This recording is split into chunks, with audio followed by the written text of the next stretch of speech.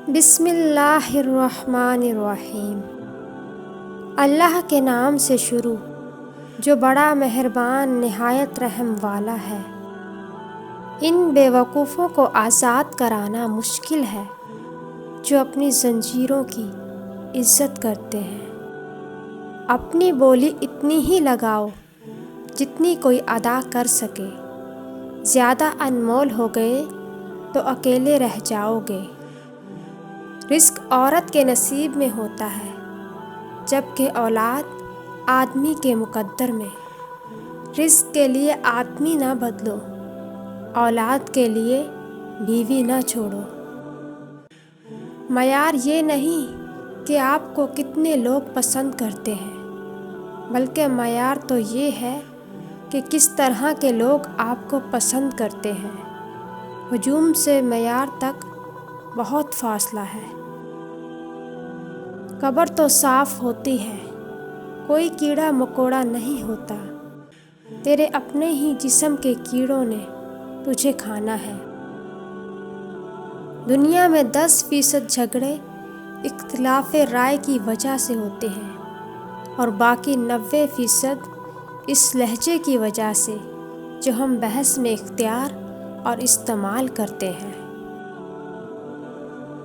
زندگی میں 2 چیزیں بہت تکلیف دیتی ہیں، جس سے محبت نہ ہو اس کے ساتھ رہنا، اور جس سے محبت ہو اس کے بغیر رہنا۔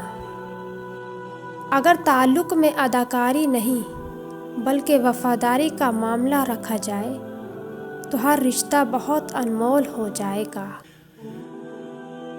وقت ایسا چل رہا ہے جہاں تمام اچھی باتیں، ہمدردیاں، سچی محبتیں اور انسانیت سوشل میڈیا پر موجود ہیں، پر انسان کے کردار میں نہیں۔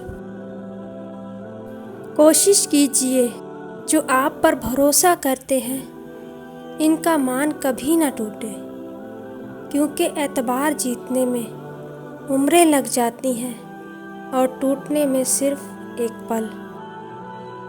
اعتبار کی مالا کو کبھی ٹوٹنے نہ دو، اس انمول مالا کے موتی بکھر جائیں تو تلاش کے باوجود ملتے نہیں۔ مان کبھی مت توڑے، اس کے ٹوٹنے سے انسان بھی ٹوٹ جاتا ہے۔ زندگی میں یوں بھی ہوتا ہے کہ ہم دلی لگاؤ اور انسیت کی بنا پر درگزر کیے ہی چلے جاتے ہیں، لیکن دوسرے لوگ اسے ہماری کمزوری سمجھ لیتے ہیں۔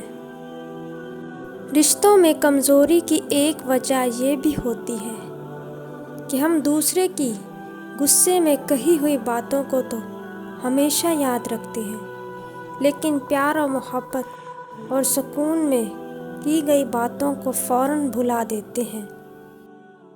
اللہ کے سامنے کس منہ سے جاؤ گے؟